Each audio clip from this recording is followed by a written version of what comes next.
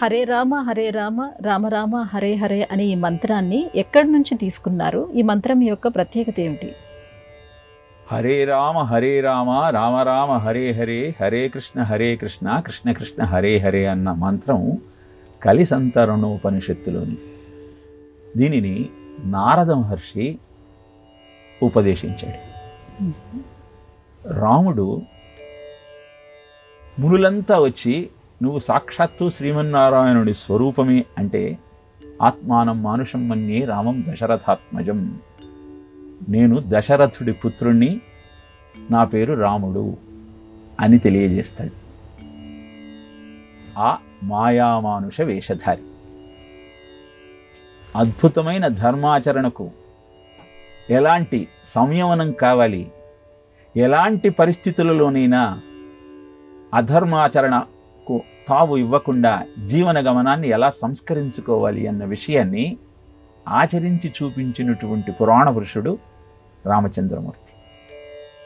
కర్షతి చిత్తమితి కృష్ణ, నీ మనస్సును ఆకర్షించి సరైన మార్గాన్ని నీకు ప్రబోధించి నీ జీవితాన్ని సంస్కరించే గురుస్వరూపము కృష్ణుడు. ఈ రామ కృష్ణ ఈ రెండు మంత్రాలు కూడా హరినామంతో అనుసంధానం కావటం వల్ల కలిసంతరణోపనిషత్తులో నారదుడి ద్వారా తెలియజేయబడిన ఈ మంత్రం అద్భుత మంత్రంగా వెలిసింది. హరి అను రెండక్షరములు హరియించును పాతకంబు అంబుజనాభ హరినీ నామమహత్యమే హరిహరి పొగడంగ వశమే హరి శ్రీకృష్ణ అని కృష్ణ శతకంలో హరి అన్న శబ్దము యొక్క మంత్రం యొక్క మాహత్యాన్ని తెలియజేశారు. ఇలా ఆచరణకు అద్భుతమైన రామతారక మంత్రం, ఆ మంత్రాన్ని అనుష్ఠానం చేయటం వల్ల ధర్మాచరణ లోపం లేకుండా జీవితం ముందుకు సాగుతుంది.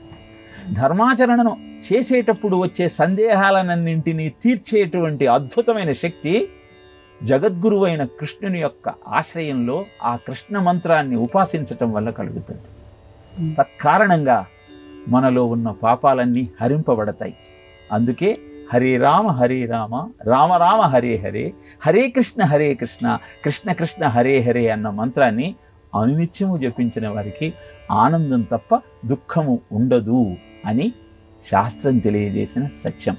అలాంటి మంత్రాన్ని అనుష్ఠానం చేస్తూ అద్భుతమైన రామ కృష్ణ హరినామాలలో ఉన్నటువంటి మాహత్యాన్ని గుర్తిస్తూ ముఖ్యంగా పిల్లల చేత దీన్ని అనునిత్యం జపింపచేస్తూ వాళ్లలో ప్రబలేటువంటి తమో గుణాన్ని తగ్గిస్తూ జీవితాన్ని అద్భుతమైన పథంలో ముందుకు తీసుకుని వెళ్ళేలాగా వాళ్లను మనం ప్రేరేపించగలిగితే అందరి జీవితాలు ఆనందంగా